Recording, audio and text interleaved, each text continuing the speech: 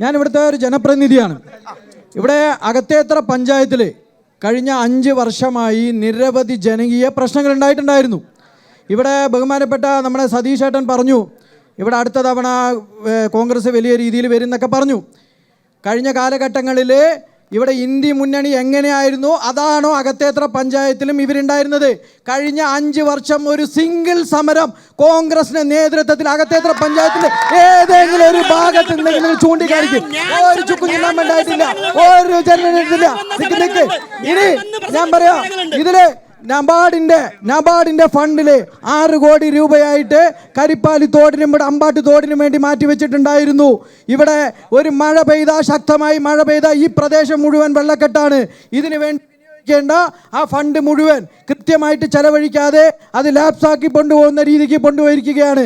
ഇതിലെ ഇടതുപക്ഷത്തിന്റെ ഭാഗത്ത് നിന്ന് എന്താണ് കൃത്യമായി പറയാനുള്ളത്? ഇവിടെ ശ്മശാനത്തിന് വേണ്ടിയിട്ട് ഈ പ്രഭാകരൻ MLA പ്രഭാകരൻ പ്രഖ്യാപിക്കുകയുണ്ടായി 2 കോടി രൂപ ഇവിടെ കുന്നമ്പാറ ശ്മശാനത്തിന് പ്രഖ്യാപിക്കുകയുണ്ടായി. അതിന് എന്താണ് മറുപടി തരാനുള്ളത്? അതിന്റെ ഇപ്പോഴുള്ള സ്റ്റാറ്റസ് എന്താണ്?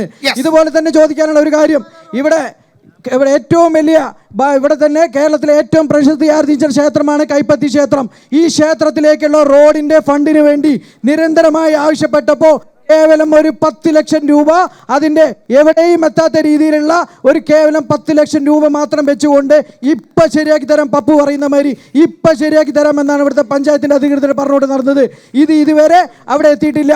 ഇതിനു വേണ്ടി നിരവധി തവണ ഇവിടുത്തെ ജനങ്ങൾ നിരവധി തവണ ഇവിടുത്തെ പഞ്ചായത്ത് പ്രസിഡന്റിൻ്റെയും അധികൃതരുടെയും മുന്നോട്ട് പോയപ്പോൾ പറഞ്ഞ കാര്യം, ആകെ പറഞ്ഞത് ജലജീവൻ മിഷൻ എന്നുള്ള പദ്ധതി കാരണം കൊണ്ടാണ് ഇവിടുത്തെ പഞ്ചായത്തുകളുടെ റോഡ് തകർന്നിരിക്കുന്നത്.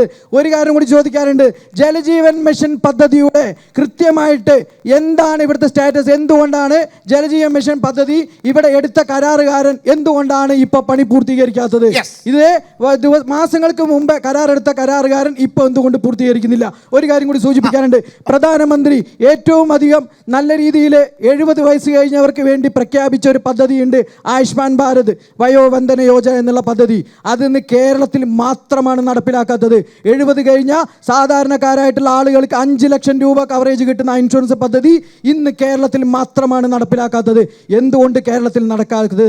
ഇത്തരം പദ്ധതികൾ എന്തുകൊണ്ട് കേരളം മുഖം തിരിക്കുന്നു? നേരത്തെ നമ്മുടെ PM ശ്രീ പദ്ധതിക്ക് വേണ്ടിയിട്ട് പറഞ്ഞപ്പോൾ ഇവിടെ 2 പേരും കൂടി തമ്മിലടിക്കുന്നുണ്ടായിരുന്നു. ആ ഒരു പദ്ധതി കേരളത്തിന് വേണോ വേണ്ടേ എന്നും കൂടി 2 ഈ പ്രതിനിധികൾ ഇവിടെ പറയേണ്ടതാണ്. PM ശ്രീ പദ്ധതി കേരളത്തിൽ ആവശ്യമില്ല ഇന്ന് കേന്ദ്ര സർക്കാർ വിഭാവനം ചെയ്ത രീതിയിൽ എന്നുള്ളതാണ് ഇടതുപക്ഷത്തിന്റെ ഖണ്ഡിതമായ അഭിപ്രായം.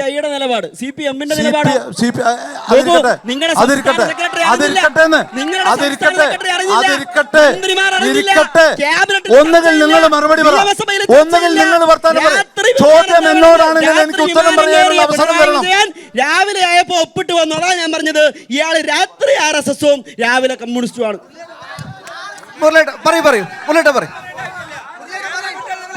ഞാൻ നിങ്ങൾക്ക് ഒരാളെ തന്നതാണ്, ഒരു മുഖ്യമന്ത്രിയെ തന്നു.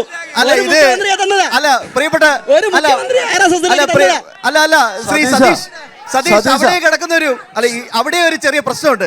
കർണാടകയിൽ ഇത് നടപ്പിലാക്കി, കോൺഗ്രസ് ഭരിക്കുന്ന ഹിമാചൽ പ്രദേശിൽ ഇതിലുണ്ട്, ഛത്തീസ്ഗഡിൽ കോൺഗ്രസ് ഭരിക്കുന്ന സമയത്താണ് ഇത് നടപ്പിലാക്കിയത്. രാജസ്ഥാനിൽ കോൺഗ്രസ് ഭരിക്കുമ്പോഴേ ഇത് ആദ്യം നടപ്പിലാക്കിയത്. പക്ഷെ കേരളത്തിൽ മാത്രം ഒന്നും ആലോചിച്ച് നോക്കൂ. രാഷ്ട്രീയം വിടും. ഈ PM ശ്രീ പദ്ധതിയിലൂടെ മെച്ചപ്പെട്ട രീതിയിലുള്ള വിദ്യാഭ്യാസ സൗകര്യമാണ് നമ്മുടെ കുട്ടികൾക്ക് ലഭിക്കുന്നത്.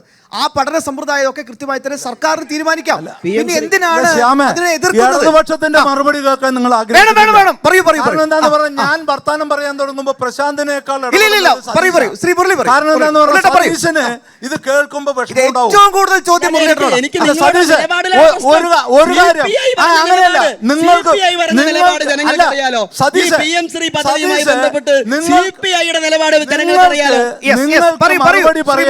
സമയം കിട്ടുമ്പോ പറയുക എന്നുള്ളതാണ് ചർച്ച. ഞാൻ നിങ്ങൾ സംസാരിക്കുമ്പോ ഒരു സമയത്ത് പോലും ഇടപെട്ടില്ല. സുധാകരന്റെ വസ്തുതയൊക്കെ പറഞ്ഞ സുധാകരന്റെ മുൻ പ്രസിഡന്റ് K. സുധാകരൻ വേണമെങ്കിൽ RSS ശാഖയ്ക്ക് കാവല് നിൽക്കുമെന്ന് പറഞ്ഞ മഹാന. അതൊന്നും പറയിപ്പിക്കണ്ട. അത് പറഞ്ഞോളൂ. ശബരിമല സംരക്ഷണ സമിതി സമ്മേളനത്തിൽ യോഗി ആദിത്യനാഥിന്റെ കത്ത് വായിച്ചതാണ്. യോഗി ആദിത്യനാഥിന്റെ കത്ത് വായിച്ചത് ഈ പിണറായി വിജയന്റെ മുഖ്യമന്ത്രി ഇടപെടണം. യോഗി ആദിത്യനാഥിന്റെ കത്ത് വായിച്ചത് അല്ല ആശയത്തോട് RSS മുഖ്യമന്ത്രിയുടെ ആശംസ RSS മുഖ്യമന്ത്രി അല്ല ശ്രീ സതീഷ്, അത് UP-യുടെ മുഖ്യമന്ത്രിയാണ്. Yes, RSS നേതാവല്ലേ? പറഞ്ഞോളൂ. അതല്ല, ഇനി സതീശൻ ഒന്ന് വായ മൂടി കേട്ടോ ഒരു മിനിറ്റ്. ആ രാഹുൽ ഈശ്വറിന് പഠിക്കാതെ നിങ്ങൾ ന്യായമായ കാര്യം പറയുമ്പോൾ ഞാൻ തുറക്കില്ല. അന്യായമായ മോദിക്കെതിരെ ഒരു വാക്ക് പറയാത്ത കോൺഗ്രസിന്റെ പ്രതിനിധികള് അത് പ്രതിപക്ഷ മോദിക്കെതിരെ പറയാൻ പിണറായി വിജയൻ പറഞ്ഞിട്ടുണ്ടോ മോദിക്കെതിരെ?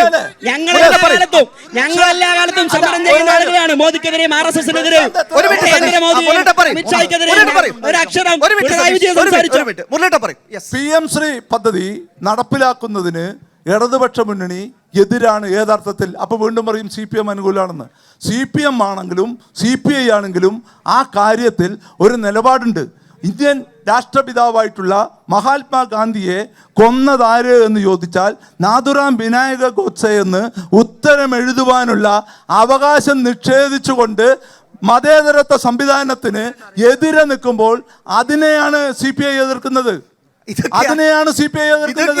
ഇന്ത്യൻ സ്വാതന്ത്ര്യ സമരത്തിൽ നിന്നും സ്വാതന്ത്ര്യ സമരം നടത്തിയവരെ പാഠപുസ്തകങ്ങളിൽ നിന്നും മായ്ക്കാൻ പറയുമ്പോൾ ആ മായ്ക്കുന്നതിനെതിരാണ് CPI-യുടെ നിലപാട്. അതുകൊണ്ട് PM ശ്രീ നിലപാട് എതിർത്തത് കൃത്യമായ രാഷ്ട്രീയ ബോധമുള്ളത് കൊണ്ടാണ്. എതിർപ്പ് മുൻപുണ്ടായിരുന്നില്ല എന്ന് നിങ്ങൾ സമ്മതിക്കുകയാണ്. മുഖ്യമന്ത്രിക്ക് ആ എതിർപ്പ് മുൻപുണ്ടായിരുന്നില്ലെന്ന്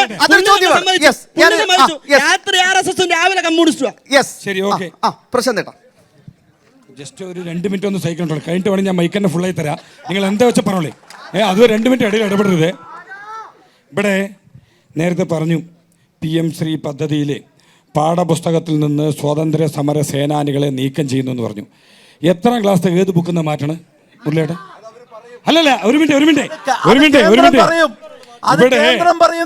ഇവിടെ മുരളിയേട്ടൻ അവിടെ ഗുജറാത്തിൽ മഴ പെയ്തപ്പോഴേക്കും ഇവിടെ പാവാട ബുക്കി നിൽക്കുകയാണ്.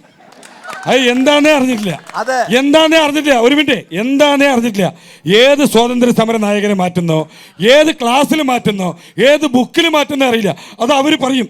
അപ്പോൾ ഇതന്നെയാണ് കാലങ്ങളായിട്ട് കമ്മ്യൂണിസ്റ്റുകാർ കേരളത്തിൽ ചെയ്യുന്നത്. നിങ്ങളെ നരേന്ദ്രമോദി വന്നാൽ നിങ്ങളെ കൊല്ലും, നരേന്ദ്രമോദി വന്നാൽ ഇവിടെ വർഗീയത വരും. ഇത് പറഞ്ഞ് ഏത് വർഗീയതാന്ന് അറിയില്ല, എന്താണെന്ന് അറിയില്ല.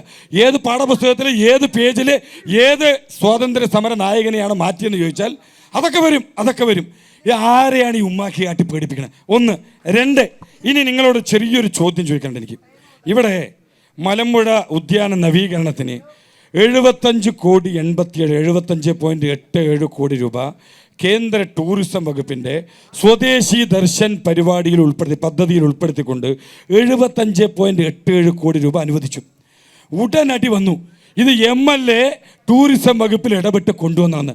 ആരാൻ്റെ കുട്ടിയുടെ ഗർഭത്തിന് അപ്പനാവാൻ നടക്കുന്ന ആളുകളാണ് ഇവിടുത്തെ മാർക്സിസ്റ്റുകാരെന്ന് ഞാൻ അറിഞ്ഞില്ല. ഇവിടെ ഇവർക്ക് സ്വയം ഉളുപ്പ് ചോദിക്കുന്നില്ല. കാരണം കമ്മികളെന്ന് പറഞ്ഞാൽ ഉളുപ്പ് പ്രതീക്ഷിക്കണ്ട. എന്നാലും കുറച്ചെങ്കിലും ഉളുപ്പ് ബാക്കിയുണ്ടെങ്കിൽ എപ്പോഴാണ് സുരേഷ് ഗോപിയിൽ ഇവർ ഈ ഇടപെടൽ നടത്തി എന്നുള്ളത് ഇവരത് പറയാൻ തയ്യാറാണ്.